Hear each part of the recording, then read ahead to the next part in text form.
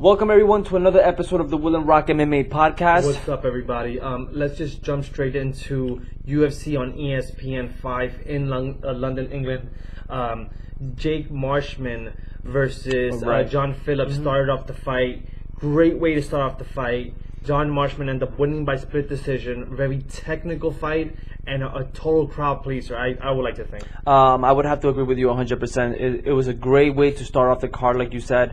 Both fighters came in. Unfortunately, there has to be a winner. It was a split decision. I think it was a good call. Congratulations to Marshman. Couldn't agree with you more. Next fight, excuse me, guys. Claudia Silva versus Danny Roberts, which was a huge controversial fight because the ref stopped it early. According to the ref, he heard Danny Roberts actually verbally say that he was submitted, when in reality he didn't really much say anything.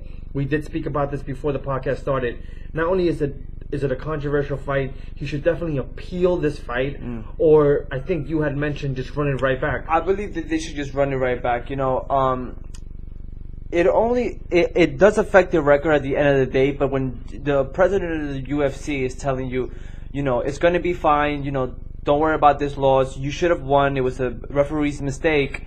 No, you should have. I won't say you should have necessarily won, but the fight should have continued. I'm sorry, the fight should have. You didn't lose. In other words, if the president of the UFC is saying that, then do you want to go get an appeal? I don't know if it's necessary, because at the end of the day, what you really want is a job, and you have it. So run that shit again. Run it back. I totally don't disagree with you. Next fight was Nathaniel Wood end up beating Jose Gutierrez by submission, which to me was a bit of a shock because I wasn't familiar with what's coming into this fight. Very familiar with Gutierrez and what he's been able to accomplish with the UFC. Great submission. Great submission by Woods. I think you said it all. I think it was a great submission. I'm looking forward to seeing this kid back in the octagon. Couldn't agree with you more, man. Next fight, the good one, Dominic Reyes versus Volkan Ozdemir. Now, this was controversial in the sense that a lot of people took into Twitter, especially fighters, and they were like, Ozdemir won, but a lot of people said no, Reyes took the fight. So it goes back to this conversation that we have way too often. It's like judges are scared to give draws. Like, give the tie. Say it's a tie. It's okay to say it's a tie. They could run it back and fight one more time, depending on how this, the fight obviously transpired. A great fight by two great light heavyweights. But we're starting to see the evolution of especially Reyes, a tall guy, strong guy, lanky as your favorite word, lanky. This is a guy that would definitely perform better than majority of any fighters in the octagon with John Jones, if you ask me, because he has all that. I would love to see him get No. He should not get a title shot. He should get a fight with Johnny Walker. Get him a shot with Johnny Walker. See how that performance goes about, and whoever wins between them two, obviously, would then fight John Jones. I agree with that. I agree to an extent. The one thing I don't want, and I think fans don't necessarily want, is to see John Jones stay out for that long. So if you were to say that will take up most of the year, and we would only see John Jones fight one more time before year end. And if I'm not mistaken, he's on track because of his last fight and how he won his last fight, on track to getting at least 2 more fights this year. So that might be a little bit of a setback, not unless they could find somebody in between. Even though I do agree with you that Dominic Reyes versus Johnny Walker would be a phenomenal fight. I had this fight too close to call, and I did have this as a draw. I figured when it's that close, just give it a draw, and I couldn't agree with you more. The MMA world should take into what boxers, referees do, which is a lot of controversial shit behind that too. But start giving out more ties. Yeah. It's okay to give draws and let them run it back, or it was a great fight for the fans. Let them continue exploring, but it's okay to have a tie in your record. Yeah, for sure. Next fight, which was a phenomenal fight too, Leon Edwards versus Gunnar Nelson. Leon Edwards wins by split decision. This guy is on a freaking tear now. If I'm not mistaken, he's either 8 or 9 fights in a winning streak. Right. He's literally second in the UFC right now with the most winning streaks. And he, at this point, he literally can fight anybody. I mean, Yeah. you're looking at Usman. There's just endless amount of people that you can put him against now, and he's made a name for himself. He can stand and bang with the best of them, and his takedown defense, especially fighting someone like Gunnar Nelson, was phenomenal. I would have to agree. I would like to think that they're better off giving him Masvidal, because obviously Masvidal is next for that title. I don't see why he wouldn't be able to fight Usman. Nah, man. Finish what you're saying. Well, I have a huge disagreement with that. And this is why I don't have a disagreement with it. I mean, there shouldn't be a disagreement, should I say? The fight goes to London. The headline Darren Till. Darren Till is the man that they want to go next to the title, right? Masvidal comes in, knocks his lights out on the main event of the card in London, which was scheduled for Darren Till. He deserves the fight because they initially wanted Darren Till to take that title, and that's how I feel about that. That's why that's why I believe Masvidal deserves that title, because he beat that number one contender who they initially had to fight Usman. Okay, let's talk about Leon Edwards versus Gunnar Nelson, and we'll that's the next fight that we're going to discuss. So, are you done talking about Leon Edwards and sorry, yeah. But this is the reason why, because we were discussing about what fighter should have the title next. I don't think Leon Edwards is up for the title, not yet. When you beat a guy like Gunnar Nelson, it's just one stepping stool into your career. Doesn't mean you get a title shot. Now, I agree with you. Maybe then Leon Edwards should fight Masvidal, and it's what I was talking about. Because tremendous win against a very tough opponent like Gunnar Nelson. Now have him fight against a guy like Masvidal for the number one contender. That's what I'm saying. So discussing the Masvidal versus Darren Till fight, but second round TKO by Masvidal. Great left hand. Yeah. It was like an extended left hand that caught him. And Darren Till is known to take a hit. That tells you how hard Masvidal hit. And we discussed this in the prior thing. And if I remember the last podcast, you were like, I don't see Darren Till getting knocked out. Yeah. And the thing about it is, right before that podcast, which was last week as well, I end up looking at all the strikes that Masvidal threw. Masvidal has thrown the most significant strikes in UFC history. So, significant strikes. And we're talking about power hitting. Not just strikes as a whole, but power hitting. He has the most in the UFC. Perfect example that when you fight that way, you're bound to TKO somebody. Yeah. And now Till's a bit exposed. He just coming back from back-to-back losses versus, and granted, he did lose to Woodley, and now he fights Masvidal. Now, the reason why I feel Masvidal does not deserve a title shot, and don't get me wrong, man, True G, like, he's the real deal when it comes to fighting. Love to watch him fight, never turn down a fight, always wants to fight the best. He just won his first fight. He was in a massive losing streak. Who's that? Masvidal. Masvidal was in a massive losing streak. Masvidal. Okay, bro. No, it's a B there. So anyways, doesn't matter. We should pull up his record. Please, pull up his record. Pull up his record. Yeah. He's lost his last 3 fights going into this fight. The reason why he continues to be a big name is because of this. So why do I feel like Masvidal decided why Masvidal definitely deserves to fight Leon Edwards is because he still needs more to get there, man. And don't get me wrong, the thing about... So, just to confirm what you were saying, so, George Masvidal, so you're right, he comes back from back-to-back losses, one with Damian Maia, and one with Stephen Thompson, and then he won three fights. Ross Pearson, Jake Ellenberger, and Donald Cerrone, just to throw that out there. Okay, that's why, so I was wrong, it's 2 versus 3, right? You can't take 2 losses and go into the octagon, win the main event and win it by significant fashion. You still need another fight. He could co-main event another fight, but he needs to win that. And I think what transpired after the fight and that whole incident that happened with Leon Edwards outside of the octagon, which I feel like they're gonna get these 2 fighters might get suspended. Masvidal might take the bigger suspension because he was the one to throw the blows. And granted, Leon Edwards did say that he didn't want to press no charges or he didn't want nothing to happen. We'll see how that plays out. They're calling each other out again. You know what I mean?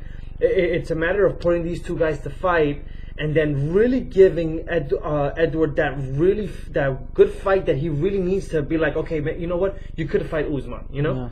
And then giving Masvidal that opportunity to really redeem himself after his last 2 losses, winning this fight and then winning another one. Then really saying, okay, this is the guy we want to give a title shot to. Yeah, I guess it's the only time we'll tell to see who they will put, because every time we mention the next fighter that might get a title shot, Dana might have something else in store. So who knows? Oh no, for sure.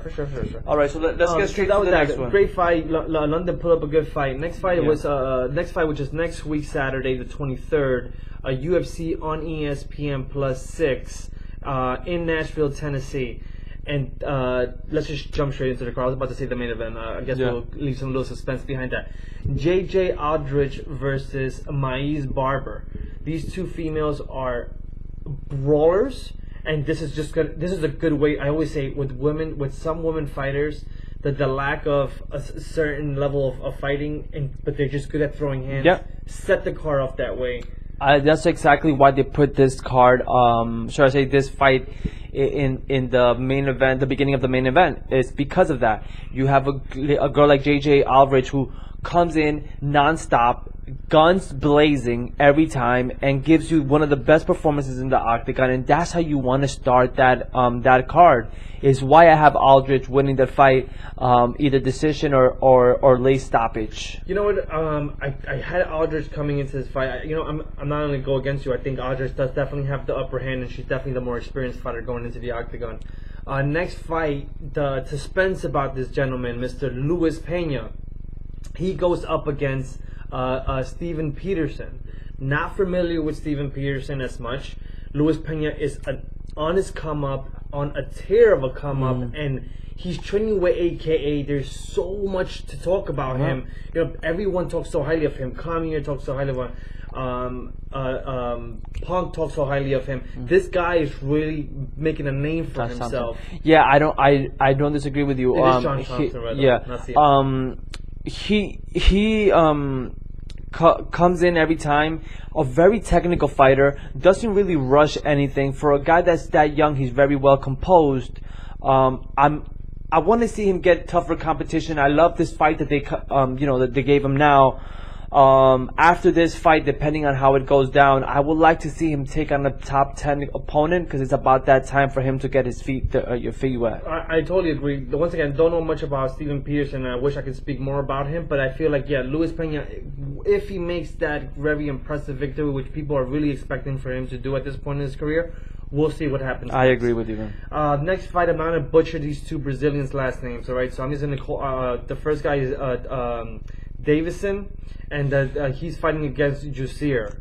Not familiar with these two fighters. It's so interesting because when you put up when you're doing like these the lineups on each card, right? You start to think like, who are we gonna put in the main event?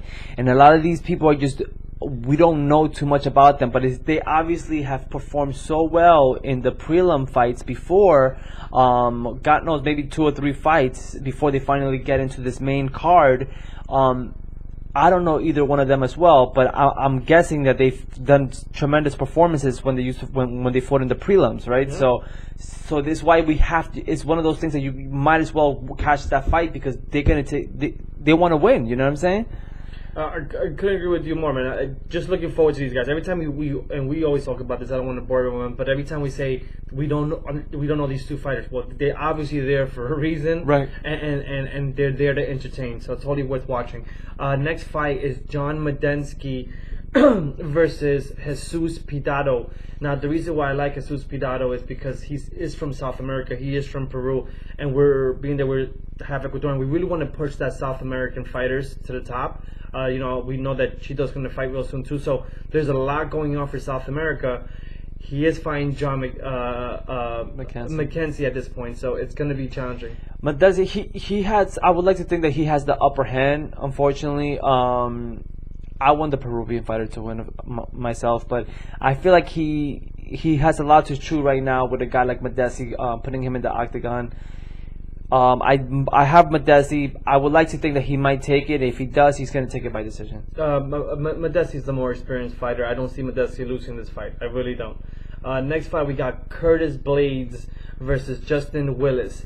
Now this could be a very boring fight, just because Curtis Blades has that wrestling background where he really is just gonna try to wrestle you the whole way through. Thing about someone like Justin Willis is that he's a heavy-set guy, and we were discussing this too.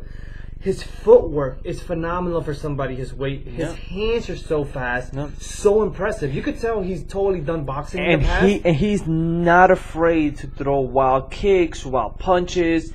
Like, he mixes it up so well in the octagon. When he fought Mark Hunt, he kept his jab going and going, never stopped with the jab. 1-2 come out, 1-2 come out. He was performing like he was 160 pounds in that octagon. I couldn't agree with you more. And then to fight someone like Mark Hunt and stand in front of him and just and demolish him the way he did, outboxed him. Yeah, we haven't seen Mark Hunt get dominated like that since he fought for Richard Verdun. So really impressed with Justin Willis. I think he is really the momentum going into this fight, just because Curtis Blades' last loss was versus Francis Ngannou. So interesting enough, we'll see who ends up winning that fight, and this is why I really want to see this fight too. This card makes sense for me to watch because of this as well. And last but not least, two of the best stand-up fighters the game has seen. Stephen Thompson is fighting versus Anthony Pettis. I believe that Stephen Thompson has the upper hand. Pettis has been, falling short every single time. We came really close to beating Tony Ferguson, who we think could be the next opponent for Khabib.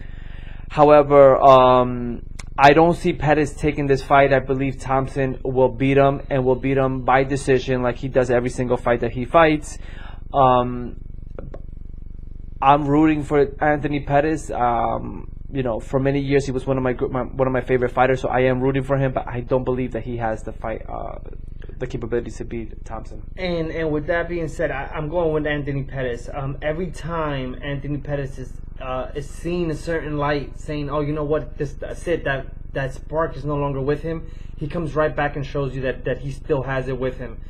So when he submitted Gilbert Melendez, that was the stepping stone of going, oh man, he lost the fight, went in with the momentum, submitted someone like Gilbert, and then really started making a name for himself, and he takes falls, he comes right back up. I really have Anthony Pettis winning this fight. I think Stephen Thompson, if he wants to remain in the top, he needs to do something, man. He hasn't been performing to the levels that Stephen Thompson is we've known to perform. Such a great technical fighter and not hesitant. He's been too hesitant in his last couple of fights, which really almost makes him lackluster. People don't necessarily want to tune in to see him as much. I think this is a great matchup for somebody who's going to stand and bang with you. We just need to see more of Stevens in this fight. I'm going Anthony Pettis winning this fight, and I actually have Anthony Pettis winning this fight by decision. All right. Well, we gotta wait and see, I guess. All right, guys. Nothing crazy in the UFC. There's rumors that Brock Lesnar might come into the UFC during the summertime. We have posted that up. UFC just signed a new an extension contract with ESPN to 2025, and now you can actually preview all the UFC fights on pay-per-view in ESPN Plus. So a lot of positive things happening for the sport of MMA. Which is awesome. I couldn't agree with you more. Bellator has a card coming up as well, so tune in to MMA. Continue supporting MMA. Peace, guys. See you next week, man.